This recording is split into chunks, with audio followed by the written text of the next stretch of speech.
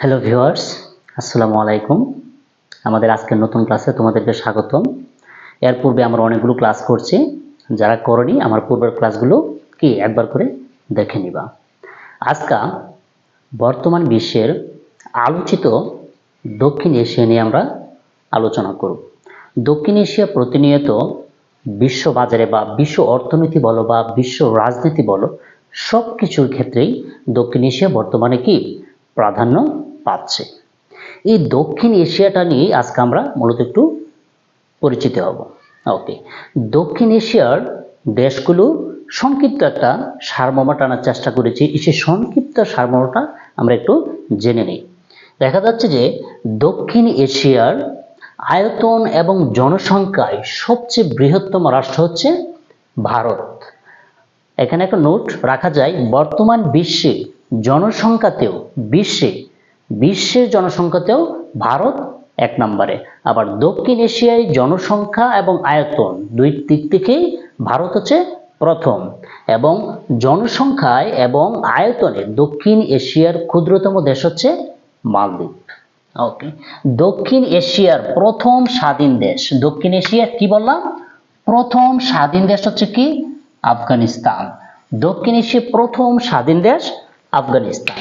দক্ষিণ এশিয়ার রাজতান্ত্রিক দেশ বা রাজা প্রধান, দক্ষিণ এশিয়ার রাজতান্ত্রিক দেশ হচ্ছে একমাত্র দেশ হচ্ছে ভুটান। দক্ষিণ এশিয়ার সর্বোচ্চ জনসংখ্যার ঘনত্ব রয়েছে আমাদের বাংলাদেশে। বাংলাদেশের জনসংখ্যা ঘনত্ব, জনসংখ্যার পরিমাণ না, জনসংখ্যার ঘনত্ব মানে প্রতি বর্গ কিলোমিটারে জনসংখ্যার যে বসবাসের যে ঘনত্ব, সেই দিক থেকে দক্ষিণ এশিয়ায় বাংলাদেশ হচ্ছে কি প্রথম, আর সর্বনিম্ন হচ্ছে মালদ্বীপ। বাংলাদেশ হচ্ছে প্রথম, মালদ্বীপ হচ্ছে সর্বনিম্ন। দক্ষিণ এশিয়ার সাংবিধানিক বৌদ্ধ রাষ্ট্র, কি বললাম, দক্ষিণ এশিয়ার সাংবিধানিক বৌদ্ধ রাষ্ট্র, কি রাষ্ট্র, বৌদ্ধ রাষ্ট্র হচ্ছে শ্রীলঙ্কা। ওকে, দক্ষিণ এশিয়ার সর্বোচ্চ মাথাপিছু আয়ের দেশ হচ্ছে মালদ্বীপে। দক্ষিণ এশিয়ার একমাত্র সমুদ্র অর্থনীতির দেশ হচ্ছে মালদ্বীপ।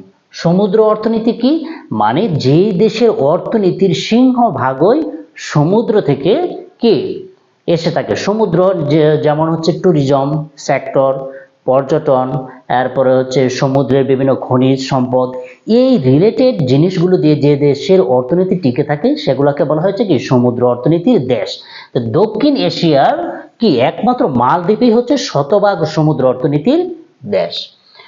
দক্ষিণ এশিয়ার একমাত্র সমুদ্র অর্থনীতির দেশ হচ্ছে মালদ্বীপ। আর দক্ষিণ এশিয়া বা সার্কভুক্ত দেশ যদি আমরা চিন্তা করি, এই দক্ষিণ এশিয়া বা সার্কভুক্ত দেশের জনসংখ্যায় বাংলাদেশ হচ্ছে কত, তৃতীয়। জনসংখ্যায় বাংলাদেশ কত, তৃতীয়।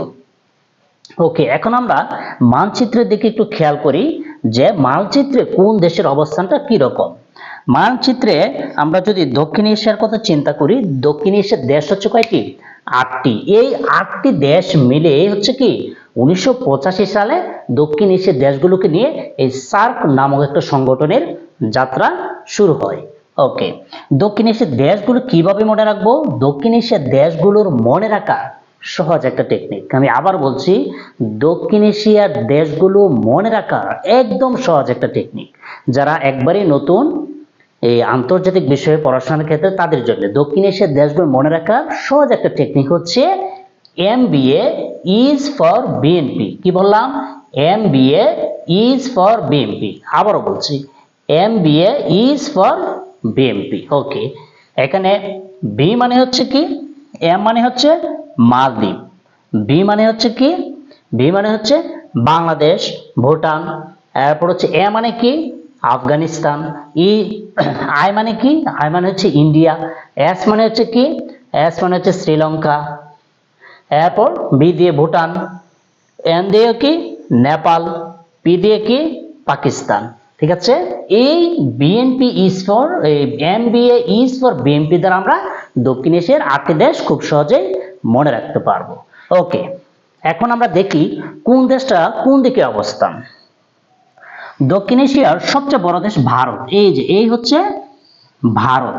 ঠিক আছে, এই ভারতের পার্শ্ববর্তী দেশ হচ্ছে পাকিস্তান, এই পাশে হচ্ছে বাংলাদেশ, এখানে নেপাল, এখানে ভুটান, এখানে আফগানিস্তান, ঠিক আছে, মালদ্বীপ আছে, শ্রীলঙ্কা আছে। এরা ভারতের সাথে এই দুইটি দেশ মালদ্বীপ এবং শ্রীলঙ্কা এরা দক্ষিণ এশিয়ার দেশ, কিন্তু এই দুইটি দেশের সাথে ভারতের কি জলসীমান্ত রয়েছে, কিন্তু স্থল সীমান্ত নেই। বাকি দেশগুলোর সাথে ভারতের কি রয়েছে? স্থল সীমান্ত রয়েছে। ওকে, তাহলে আজকের এই ছোট্ট ক্লাসে আমরা দক্ষিণ এশিয়ার দেশগুলো সম্পর্কে সংক্ষেপে একটা পরিচয় পেলাম।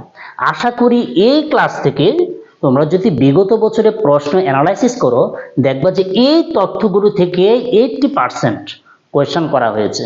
ঠিক আছে, তাহলে ক্লাসটি কি মনোযোগ সহকারে করবা এবং এখান থেকে কোয়েশ্চেন অ্যানালাইসিস করে উত্তর করার চেষ্টা করবা। ধন্যবাদ সবাইকে।